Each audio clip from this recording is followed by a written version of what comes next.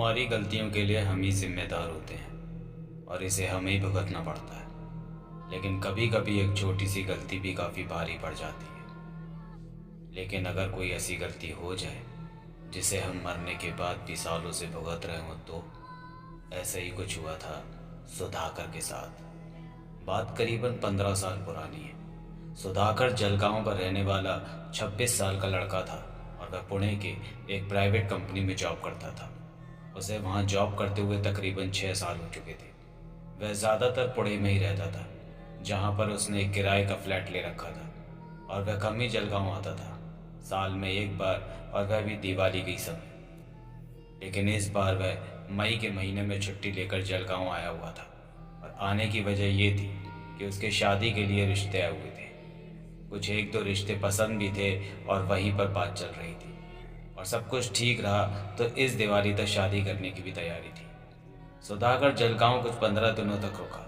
जब उसकी छुट्टी खत्म हुई तो वह पुणे जाने के लिए निकला।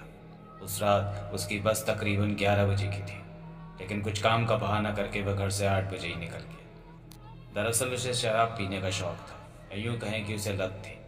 जब वह पुणे में रहता था तो हफ्ते में एक दो बार शराब पीता ही पीता था, लेकिन इन 15 दिनों में वह अपने फैमिली के साथ था तो उसे शराब पीने का कोई मौका नहीं मिला। लेकिन जब वह जलगांव से जाने वाला था तो उसने सोचा क्यों ना वक्त दोस्तों के साथ पार्टी की जाए। उसने अपने दोस्तों के साथ शराब की पार्टी करने का फैसला किया और इसलिए वह जल्दी घर से निकल गया। वह और उसके दोस्त बस स्टैंड के पास ही एक बार में जाकर बैठ गए। उन्होंने शराब और चिकन मंगवाया और खाने लगे। दोस्तों के साथ हंसी मजाक करते हुए वक्त की तरफ उसका ध्यान ही नहीं गया और जब उसने घड़ी देखी तो उसमें 11 बज चुके थे। उसकी बस का समय हो चुका था।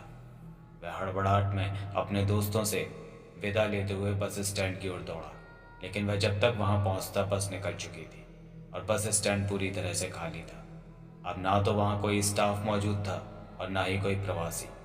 कुछ एक दो लोग थे जो वेटिंग रूम में सो रहे थे।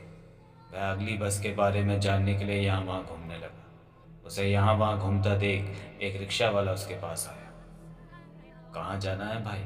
उस रिक्शे वाले ने पूछा। कुछ नहीं, पुणे जाना था, बस निकल गई, अब पता नहीं अगली बस कब है। इंक्वायरी काउंटर पर भी कोई नहीं है। अरे भाई, अभी अभी जो बस गई वह आखिरी बस थी। अब पुणे तो क्या, कहीं पर भी जाने के लिए कोई भी बस नहीं है। अब सीधा सुबह के 5 बजे एक बस है जो नासिक से होते हुए पुणे जाती है। तब तक तुम चाहो तो लॉज में रुक सकते हो, मैं तुम्हें वहां तक पहुंचा दूंगा।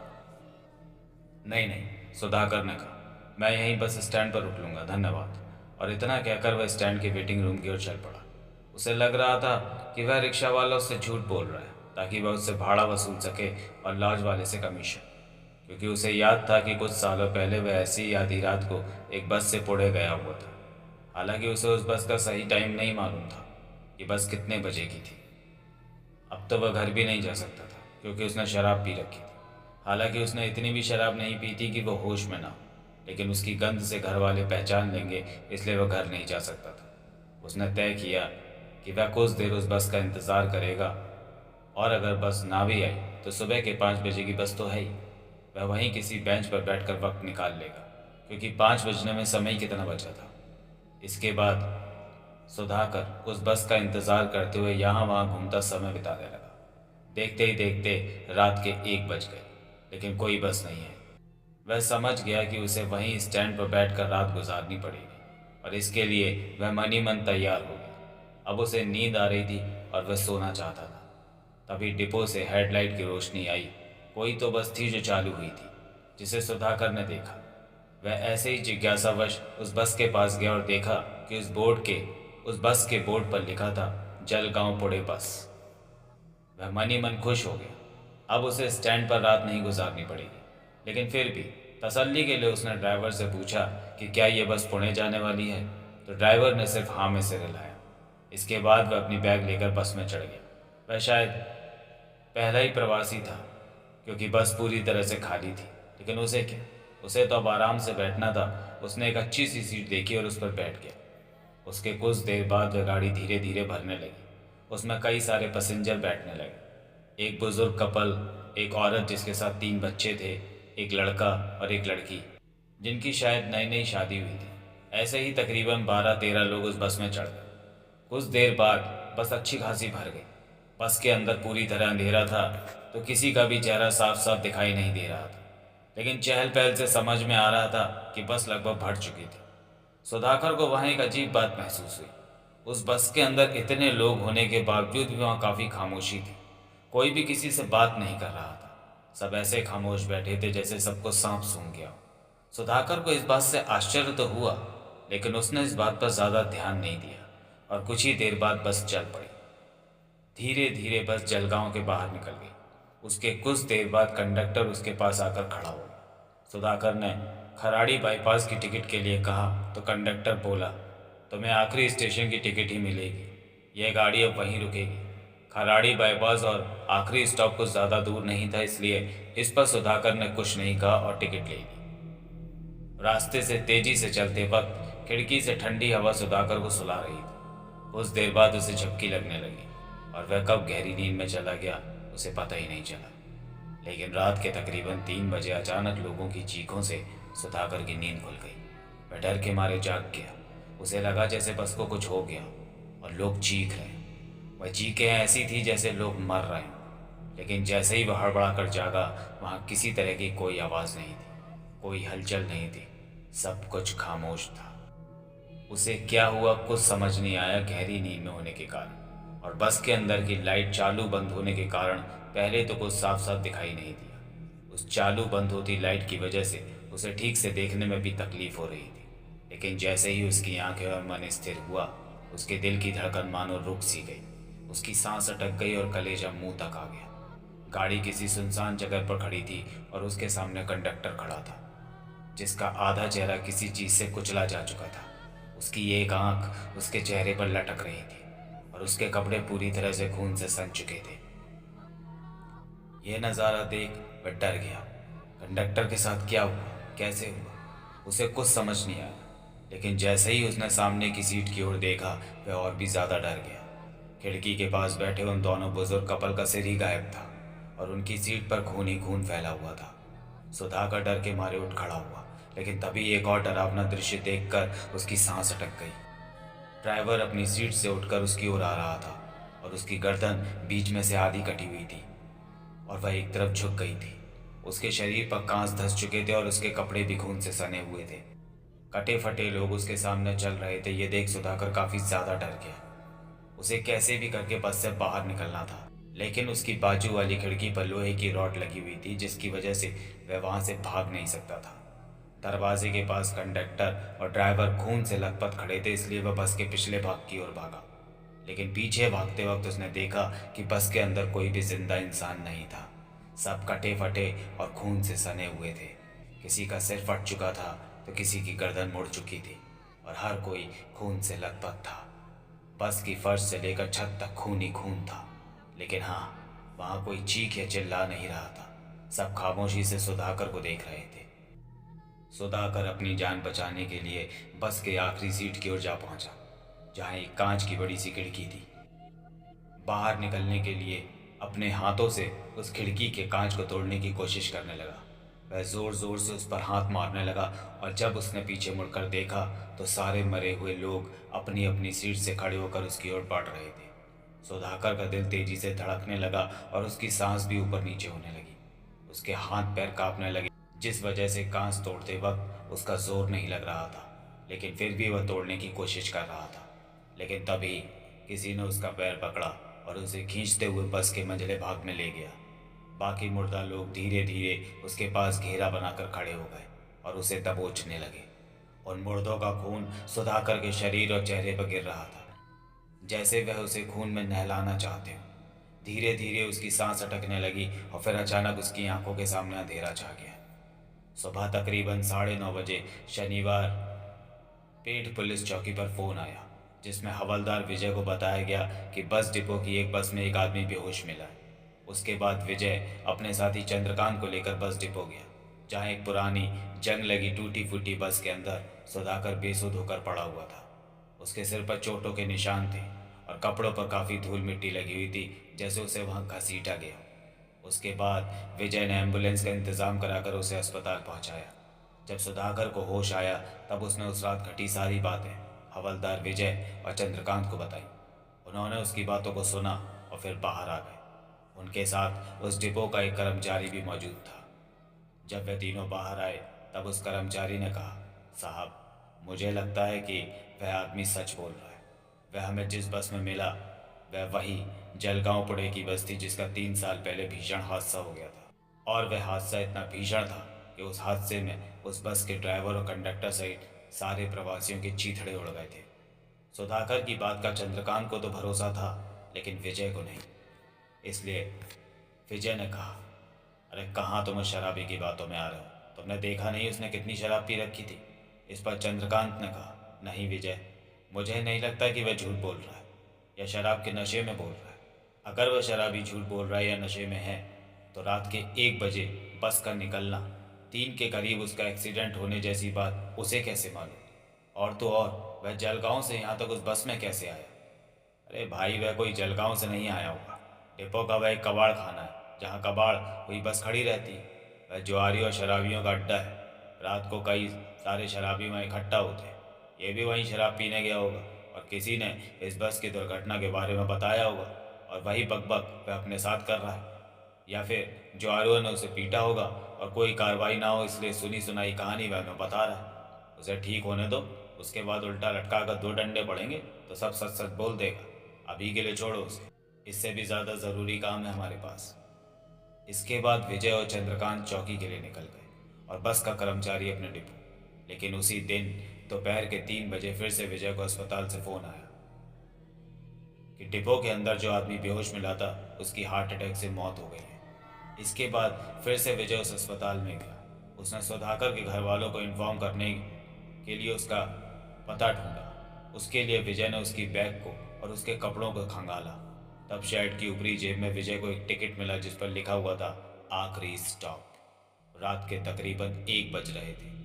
हर रोज की तरह ही जलगांव डिपो के अंदर एक बस शुरू हुई जिसके अंदर एक एक कर यात्री चढ़ने लगे, जिसमें अब सुधाकर भी था। वह वैसे ही खामोशी से चढ़ा जैसे बाकी लोग चढ़े और वह अपनी सीट पर बैठ गया जैसे बाकी लोग खामोशी से बैठे थे। बस में किसी तरह की हलचल नहीं थी क्योंकि उस बस में कोई जिंदा इंसान था ही नहीं। और कुछ देर बाद गाड़ी डिपो से निकलकर अपने आखिरी स्टॉप की ओर चल पड़ी, हर रोज की तरह।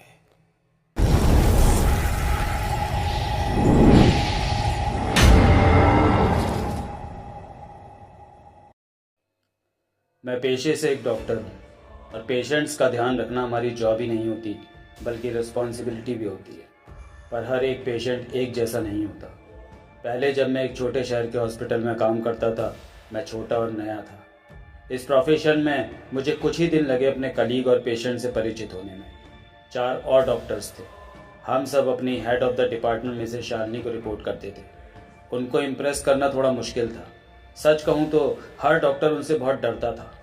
उनकी नज़र से एक भी गलती नहीं छुपती थी। मैं अपने आप को प्रूव करना चाहता था तो मैं अपने काम में बहुत मेहनत करता था। ऐसा करने के लिए मुझे बहुत सी नाइट शिफ्ट में काम करना पड़ता था। मैं अपनी फैमिली से दूर अकेला रहता था और मुझे रात को हॉस्पिटल में रहने में कोई आपत्ति नहीं होती थी। सब पेशेंट्स मुझे डॉक्टर कपूर बुलाते थे। वहाँ हर उम्र के पेशेंट थे, पर वहाँ एक छोटी लड़की थी जिसका नाम रिंकी था। वह उस टाइम शायद हॉस्पिटल की सबसे छोटी पेशेंट भी थी। वह मेरी ज्वाइनिंग से पहले से यहाँ थी। रिंकी बहुत प्यारी बच्ची थी। वह बहुत बार कॉरिडोर्स में घूमती और बाकी पेशेंट से बात करती। ज़्यादातर वो अपने में ही रहती थी। एक रात में नाइट शिफ्ट कर रहा था। मैं अपने नॉर्मल राउंड पर निकला। मैं अपने लंबे खाली कॉरिडोर में चल रहा था जब मैंने 2 लोगों को बहुत धीमी आवाज़ में बात करते सुना। लेट हो चुका था और उस टाइम सब पेशेंट्स को सो जाना चाहिए था। मैंने आवाज़ को फॉलो किया। वह केबिन नंबर 203 में से आ रही थी। जैसे ही मैंने दरवाज़ा खोला और लाइट ऑन की, मैंने देखा कि रिंकी पेशेंट के बेड के पास खड़ी थी। वो मेरी तरफ देख के रहस्यमय तरीके से मुस्कुराई और मेरे अचानक आने से बिल्कुल भी नहीं चौंकी। उसने बड़ी चतुराई के साथ कहा, हेलो डॉक्टर कपूर। रिंकी, तुम यहाँ क्या कर रही हो? मैंने रिंकी से पूछा। कुछ नहीं, मैं यहाँ साकेत को गुड नाइट बोलने आई थी। साकेत 203 का पेशेंट था। उसका एक बहुत बड़ा ऑपरेशन हुआ था। भले ही मुझे रिंकी शांत लग रही थी, पर मैंने साकेत के चेहरे को देखा। उसका चेहरा डरा हुआ और पीला पड़ गया था। मुझे लगा रिंकी के अचानक आ जाने से वो शायद डर गया होगा, तो मैंने प्यार से पूछा, रिंकी, तुम रात में इस तरह घूम नहीं सकती। चलो वापस अपने बेड पर जाओ। फिर मैंने साकेत की तरफ देखा और कहा, मैं नर्स मार्था को चेकअप के लिए भेजता हूँ, वो तुम्हें दवाई देकर सुला देंगी, तुम्हें आराम की ज़रूरत है। फिर मैं रिंकी को उसके वार्ड में ले गया। वो बिना कुछ बोले बेड पर चली गई। इस छोटी सी बात ने मुझे बिल्कुल परेशान नहीं किया जब तक अगली सुबह हो गई। मैं अपनी नाइट शिफ्ट खत्म करके सुबह 4 बजे घर गया। वो मेरी छुट्टी का दिन था तो पूरा दिन सोया। अगले दिन काम पर जब मैं रूम 203 को क्रॉस कर रहा था तो मैंने सोचा साकेत की तबीयत पूछ लूं, पर दरवाज़ा खोलने के बाद मैंने देखा वहाँ कोई और पेशेंट सो रहा है। मैंने एक नर्स को कॉरिडोर से जाते देखा। एक्सक्यूज मी सिस्टर, साकेत कहाँ है? वह इस केबिन में था। तुम्हारा मतलब इस कमरे का पेशेंट? वो तो कल मर गया डॉक्टर, आपको पता नहीं था? नर्स ने जवाब दिया। क्या? कैसे? मैंने चौंकते हुए पूछा। उसको ऑलरेडी कार्डियोवैस्कुलर डिजीज थी, पर वो ठीक नहीं हो पा रहा था। हैरानी की बात, उसे कल हार्ट अटैक आया था। डॉक्टर पूजा ने उसका डेथ सर्टिफिकेट साइन किया था। आप उनसे पूछ सकते हैं, वो आपको सारी डिटेल्स दे पाएंगी, नर्स ने बताया। वह चली गई और मैं वहाँ बेखबर सा खड़ा रहा। अचानक कुछ अजीब सा मेरी नज़र में आया। मुझे याद आया जब मैंने रिंकी से पूछा कि वह साकेत के केबिन में क्या कर रही थी, तो उसने कहा था वह साकेत को गुड बाय कहने आई है। पर गुड बाय की, उसे तो गुड नाइट बोलना चाहिए था। मैं रिंकी के केबिन में गया तो वह अपने बेड पर बैठी पिक्चर्स कलर कर रही थी। एक भी सेकंड वेस्ट किए बिना मैंने उससे पूछा, रिंकी, तुम साकेत के रूम में उससे गुड बाय बोलने क्यों गई थी? तुम्हें तो उसे गुड नाइट बोलना चाहिए था। रिंकी के चेहरे का रंग बदल गया। उसने हड़बड़ाते हुए बोला, मैंने गुड नाइट ही बोला था, आपने गलत सुना होगा। अचानक रिंकी मेरे कंधे के पीछे देखने लगी जैसे वहां कोई खड़ा उसे देख रहा हो। मैं तुरंत पीछे मुड़ा लेकिन वहां कोई नहीं था। सफाई करने वाला आया और जमीन पर पोछा लगाने लगा। रिंकी ने वापस कलर करना शुरू कर दिया। मैं अपने दिमाग में उलझन लिए वापस अपने केबिन में आ गया। पूरा दिन मैं अपने काम पर कंसंट्रेट नहीं कर पाया। यह अजीब सी बात मुझे खाए जा रही थी कि रिंकी ने साकेत को गुड बाय क्यों कहा। क्या उसे पता था कि वह मरने वाला है? एक हफ्ता बीता और मैं उस बात के बारे में लगभग भूल सा गया। एक रात में अपने राउंड पर था। मैं सेकंड फ्लोर के कॉरिडोर में जा रहा था कि मैंने देखा रिंकी रूम नंबर 706 से बाहर आई और चुपके से सीढ़ियों से नीचे चली गई। रूम नंबर 706 में रिसेंटली एक पेशेंट आया था जिसकी बहुत गंदी हेड इंजरी हुई थी। मैं अंदर गया और देखा वह औरत बेड पर बैठी हुई थी। मैं उससे उसके हालचाल पूछने लगा और साथ में यह भी पूछा कि मुझसे पहले यहाँ कोई और भी आया था। उस औरत ने बताया कि हाँ, एक छोटी लड़की आई थी। उसने बताया उसका नाम रिंकी है। वो यहाँ क्या कर रही थी? क्या उसने तुमसे कुछ कहा? मैंने उस औरत से पूछा। हाँ, वो प्यारी सी बच्ची थी, लेकिन मुझे लगता है उसने शायद गलत बोला था, औरत ने बताया। क्या गलत बोला था? मैंने पूछा। मुझे लगता है शायद वो मुझे गुड नाइट कहना चाहती थी, लेकिन उसने मुझे गुड बाय कहा। अजीब है ना? औरत ने जवाब दिया। मेरा दिल तेजी से धड़कने लगा। मैंने उस औरत को बेड पर लिटाया और वापस अपने केबिन में आ गया। मेरा दिल मुझे कह रहा था कि कुछ होने वाला है। अगली सुबह वो औरत मर गई। मुझे ऐसा लगा कि रिंकी में कोई ऐसी शक्ति है जिससे कि उसे पहले से ही पता लग जाता है कि पेशेंट का टाइम आने वाला है। पर मैं इस बारे में किसी को बता नहीं पाया क्योंकि कोई मेरा विश्वास नहीं करता। मैं कुछ भी नहीं कर सकता था क्योंकि वो किसी को चोट नहीं पहुंचा रही थी। बस एक छोटी लड़की पेशेंट्स को गुड बाय बोल रही है जिनका मरने का टाइम आ चुका है। लेकिन ऐसी 2 और घटनाओं के बाद मैं चुप नहीं रह सका। मैं सीधा रिसेप्शनिस्ट के मंजू के पास गया और उससे पूछा, रिंकी यहाँ कब से है? मंजू ने मेरी तरफ देखा और कहा, कौन? रिंकी, वो लड़की जो आईसीयू में। तुमने देखा नहीं कैसे वो पेशेंट्स के कमरों में जाती है? मुझे नहीं पता, पर इस बच्ची के साथ कुछ गलत सीन है। आप क्या कह रहे हैं डॉक्टर कपूर? हमारे पास कोई रिंकी नाम की पेशेंट नहीं है। इस नाम का कोई बच्चा एडमिट ही नहीं है इस हॉस्पिटल में। क्या आप ठीक हैं? मंजू ने कहा। तुम ये क्या कह रही हो? मैं इस बच्ची से कितने दिनों से बात कर रहा हूँ। रजिस्टर चेक करो, वो आईसीयू में है। मैं मंजू से बात ही कर रहा था कि अचानक पीछे से मिसेस शालिनी की आवाज़ सुनाई दी, डॉक्टर कपूर, जल्दी से मेरे केबिन में आओ। मैं अपना खराब दिमाग लेकर उनके केबिन में गया और वहाँ उन्होंने मुझसे धीमी आवाज़ में कहा, क्या तुमने रिंकी को देखा? वो कैसी दिखती है डॉक्टर कपूर? क्या वो खुश है? क्या? प्लीज़ मुझे बताइए क्या चल रहा है यहाँ। मंजू ने अभी मुझे बताया कि यहाँ इस नाम का कोई पेशेंट है ही नहीं और आप मुझसे इस लड़की के बारे में पूछ रही हैं। ये हो क्या रहा है? अचानक से मिसेस शालिनी सुबक सुबक कर रोने लगी। उनके आंसू थमने का नाम ही नहीं ले रहे थे। कुछ देर रोने के बाद उन्होंने मेरी तरफ देखा और कहा, रिंकी मेरी बेटी थी। तुम्हारे ज्वाइन करने से 1 हफ्ते पहले मैं उसे यहाँ अस्पताल में लेके आई थी। उसके पापा को आके उसे पिक करना था। मैं अपना काम कर रही थी जब वो कॉरिडोर्स में घूमती हुई खेल रही थी। वो सीढ़ियों पर खेल रही थी कि अचानक उसका पैर फिसला और तीसरी मंजिल से दूसरी मंजिल पर गिर गई। उसकी क्रिटिकल कंडीशन के कारण हमने उसे इसी अस्पताल में एडमिट किया और कुछ ही घंटों के बाद उसकी हालत बिगड़ती चली गई और वो मर गई। मुझे विश्वास नहीं हुआ जो मैंने सुना। मेरे पैरों तले जमीन खिसक गई। मुझे लगा मेरा दिल धड़कना बंद हो गया। रिंकी मर चुकी है? हे भगवान, मेरे मुंह से निकला। मैं चुपचाप उनके केबिन में खड़ा हो गया, डरा हुआ था। मिसेस शालिनी ने कहा, मैंने भी उसे इन कॉरिडोर्स में रात में घूमते देखा है, पर मुझे लगा ये मेरा वहम है, पर अब लगता है कि वो अभी भी यहीं है। तुम दूसरे इंसान हो जिसने उसे देखा और सुना है। फिर मिसेस शालिनी अपनी कुर्सी से खड़ी हुई और बिजली के स्विच बोर्ड की तरफ बढ़ गई और केबिन की लाइट ऑफ कर दी और मुझसे पूछा, क्या अभी भी वो तुम्हें दिख रही है? मेरी उस समय पूरी तरह फट चुकी थी, पर मैंने अपनी आंखें केबिन के चारों ओर घुमाई और तभी मेरे कंधे के पीछे से कोई बोला, गुड बाय डॉक्टर कपूर।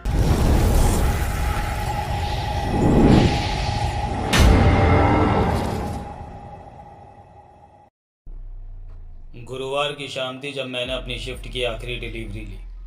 काम का बोझ बहुत ज़्यादा था क्योंकि एक और डिलीवरी वाले लड़के ने अचानक से फ़ोन उठाना और काम पर आना बंद कर दिया था और ये स्थिति पूरे एक हफ्ते से चल रही थी। इसी कारण हम बाकी लोग ओवर टाइम कर रहे थे। जिस पते पर मुझे जाना था वह शहर के बाहरी इलाके में एक घर था जो इतना एकांत और जर्जर था कि ऐसा लग रहा था जैसे मानो कब्रिस्तान में आ गए हों। मेरा नाम रोहन है और ये वह रात थी जब मेरी वास्तविकता की समझ पूरी तरह से बदल गई। शुरुआत से ही ऑर्डर अजीब था।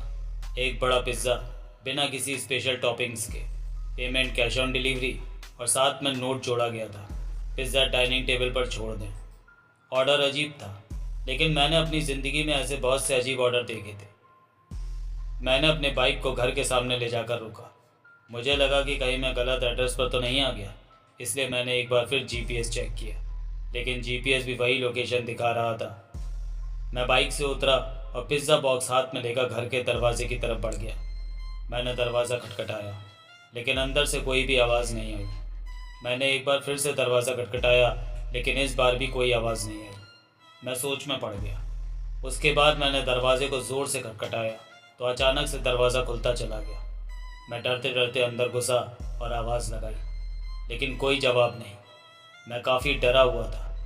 एक तो वो घर ऐसी वीरान जगह पर था और ऊपर से घर का माहौल भी कुछ अजीब सा ही था। घर में चारों तरफ धूल ही धूल थी, जैसे घर को बरसों से साफ नहीं किया गया हो। दीवारों पर मकड़ी के जाले लगे हुए थे। घर में कुछ पेंटिंग्स भी लगी थी जो देखने में बहुत अजीब थी और उनके फ्रेम्स भी जगह जगह से टूटे हुए थे। घर में चारों तरफ सन्नाटा पसरा हुआ था। केवल मेरी सांसों की और दिल की धड़कन की आवाज़ ही मुझे सुनाई दे रही थी। जैसा कि ऑर्डर में कहा गया था कि पिज़्ज़ा को डाइनिंग टेबल पर रखना है, मैं धीरे धीरे डाइनिंग टेबल की ओर बढ़ा। लकड़ी के फर्श पर मेरे कदमों की आवाज़ गूंज रही थी। डाइनिंग टेबल पर 4 प्लेट्स रखी हुई थी, सब पर धूल की मोटी परत चढ़ी हुई थी।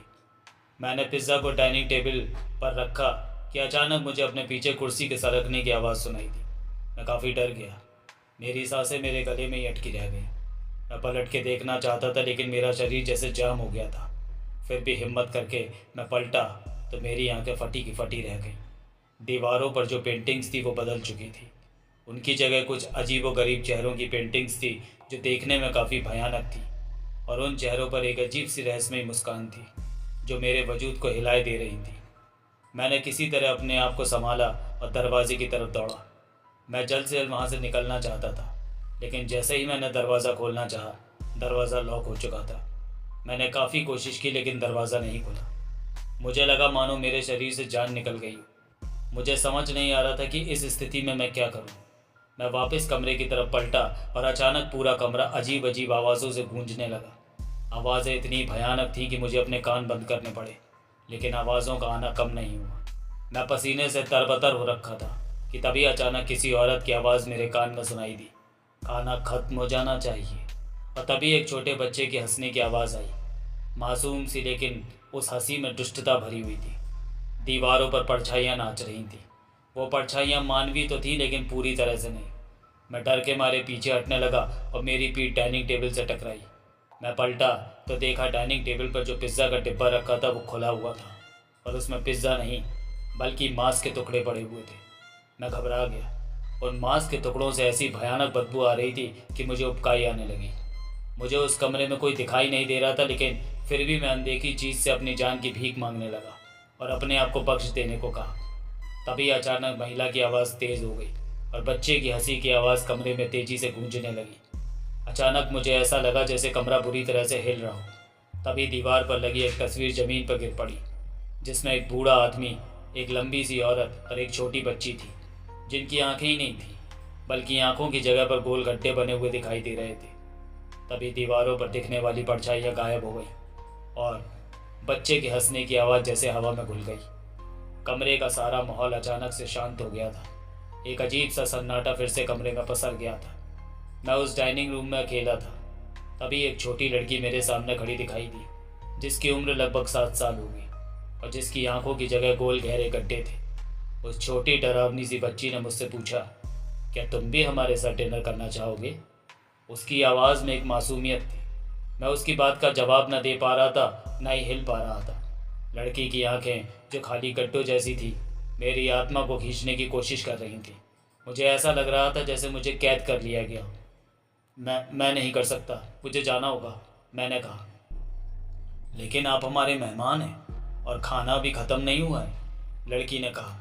और ये कहते हुए अचानक ही उसकी खोपड़ी 360 डिग्री घूमती चली गई। यह नज़ारा देखकर तो मेरे होश ही उड़ गए। किसी तरह मैंने अपने आप को संभाला और अपनी सारी हिम्मत जुटाकर उस लड़की से बोला, यहाँ पर मेरा कोई काम नहीं है, प्लीज़ मुझे जाने दो। हालांकि ये कहते हुए मेरी आवाज़ डर के मारे थर-थर काँप रही थी। मेरी बात सुनकर वो छोटी सी लड़की मुस्कुराने लगी और बोली, जब तक खाना खत्म नहीं हो जाता तुम यहाँ से नहीं जा सकते। ये बात उसने इतने रहस्यमय तरीके से कही कि मेरी कुछ समझ में ही नहीं आया। और फिर वो छोटी सी लड़की परछाइयों में गुम होती चली गई और मुझे उस कमरे में अकेला कांपता हुआ छोड़ गई। डर के मारे मेरा दिल मेरी पसलियों से टकरा रहा था। मैं चारों तरफ कमरे में बचने का रास्ता तलाश कर रहा था कि तभी मेरी नज़र दीवारों पर लगी पेंटिंग्स पर गई। दीवारों पर लगी तस्वीरें अब मुझे देखती हुई प्रतीत हो रही थी। उनकी आंखें मेरी हर हरकत का पीछा करती सी लग रही थी। मुझे ऐसा लग रहा था जैसे मैं किसी के द्वारा नियंत्रित हो रहा हूँ। डर से कांपते हुए मैं खिड़की की तरफ भागा। मुझे लगा था कि मैं खिड़की का शीशा तोड़कर वहाँ से निकल जाऊँगा, लेकिन जैसे ही मैंने खिड़की की तरफ छलांग लगाई, अचानक से खिड़की गायब हो गई और मैं सीधे दीवार से जा टकराया। मेरा कंधा काफ़ी चोटिल हो गया था। शायद मैं ऐसी बुरी शैतानी ताकतों का खिलौना बन गया था, जिनको समझ पाना मेरे बस के बाहर की बात थी। तभी उस घर ने अपने डरावने रूप को प्रकट करना शुरू कर दिया। मेरे नीचे की ज़मीन कांपने लगी। अचानक एक औरत की तेज़ चीख पूरे घर में गूंज उठी। वो छोटी बच्ची डाइनिंग टेबल के पास खड़ी थी और उसके पीछे एक बहुत मोटा सा आदमी खून से सना नाइट गाउन पहने हुए खामोशी से बैठा मुझे देख रहा था, सिवाय इसके कि उसकी आंखें नहीं थीं, सिर्फ काले गहरे गोल गड्ढे थे। क्या आप हमारे साथ डिनर करना चाहेंगे? उस छोटी बच्ची ने मुझसे दोबारा वही सवाल किया। डर से मैं परे हो चुका था। मैंने हार मान ली थी। मैं धीरे धीरे डाइनिंग टेबल के पास आया और एक मांस का टुकड़ा उठाया और अपनी आंखें बंद करते हुए इसे अपने मुंह के पास लाया। मैंने समर्पण कर दिया था। मैंने एक कौर लिया और अचानक मुझे महसूस हुआ कि उसका स्वाद कुछ जाना पहचाना सा है। वो ब्रेड थी। मैंने अपनी आंखें खोली और खुद को एक खाली जगह, धूल धूसरित और जर्जर कमरे में पाया। वे अजीब बिना आंखों वाली आत्माएं गायब हो चुकी थी। औरत की चीख भी खत्म हो चुकी थी और मैं बस एक पिज़्ज़ा का टुकड़ा खा रहा था, जो कि ऑर्डर देकर मंगवाया गया था। चारों तरफ शांति थी। मेरी आंखों से आंसू बहने लगे। इस सब के बीच एक नई आवाज़ हवा में गूंज उठी। एक फ़ोन बज रहा था। उसकी ध्वनि भंगुर और कर्कश थी। वो मेरा ही फ़ोन था। कांपते हाथों से मैंने अपना फ़ोन अपनी जेब से बाहर निकाला। मेरे हाथ इतनी बुरी तरह से कांप रहे थे कि मैं उसे मुश्किल से पकड़ पा रहा था। मैंने फ़ोन उठाया और हेलो बोला। दूसरी तरफ से जो आवाज़ आई वो मेरे मैनेजर की थी। हेलो रोहन, तुम 2 घंटे से बाहर हो, इतनी देर क्यों हो रही है? मेरा मैनेजर बोला। 2 घंटे से? ऐसा कैसे हो सकता है? मैं सोचने लगा, लेकिन मुझे तो इस घर में आए अभी कुछ ही मिनट हुए। मैं फंस गया हूँ, मैं हाफते हुए बोला। आपको मेरी मदद करनी होगी। ये घर, उस घर का पता मैं भूल चुका था। मैंने बहुत याद करने की कोशिश की, लेकिन याद नहीं आया। मैं रोने लगा। रोहन, शांत हो जाओ। कौन सा घर? तुम क्या कह रहे हो? मैंने हताश होकर इधर उधर देखा, वास्तविकता से जुड़ने के लिए कुछ तलाशने लगा। तभी मेरी नज़र डाइनिंग टेबल पर पड़े पिज़्ज़ा के डिब्बे पर पड़ी। वो खुला हुआ था और उसमें पिज़्ज़ा गायब था, जैसे पूरा पिज़्ज़ा खा लिया गया हो। तभी मुझे फ़ोन पर अपने मैनेजर की आवाज़ सुनाई दी। रोहन, मेरी बात सुनो। सिस्टम में तुम्हारे द्वारा किया गया एक ऑर्डर क्यों दिखाई दे रहा है? क्या? मेरे द्वारा? मैंने पूछा। हाँ, तुम्हारे नंबर से किया गया ऑर्डर। मैनेजर की आवाज़ आई। मुझे विश्वास नहीं हुआ। मैंने तुरंत अपने मोबाइल पर पिज़्ज़ा ऐप को खोला और उस ऑर्डर की डिटेल्स देखी। मेरा फ़ोन मेरे हाथ से छूट गया। जब मुझे एहसास हुआ कि यह ऑर्डर मेरे नाम से किया गया था, मैंने जल्दी से फ़ोन उठाया और चारों ओर देखा। दरवाज़ा खुला हुआ था। मैं तुरंत भागकर दरवाजे से बाहर आ गया। तब जाके मेरी जान में जान आई। कुछ दिनों के बाद जब दूसरे डिलीवरी वाले से मेरा संपर्क हुआ, जिसने वहां आना बंद कर दिया था, और मुझे पता चला कि वह भी मेरी तरह उसी घर पर पहुंचा था और उसने भी इसी तरह की भूतिया घटनाओं का अनुभव किया था, जो तब समाप्त हो गई जब उसने आखिरकार उस पिज़्ज़ा का टुकड़ा खा लिया जिसे वह डिलीवर कर रहा था। पिज़्ज़ा प्लेस ने तुरंत सिस्टम को अपडेट किया ताकि उस पते से ऑर्डर न लिए जाएं, और फिर कोई भी डिलीवरी वाला उस घर पर नहीं गया।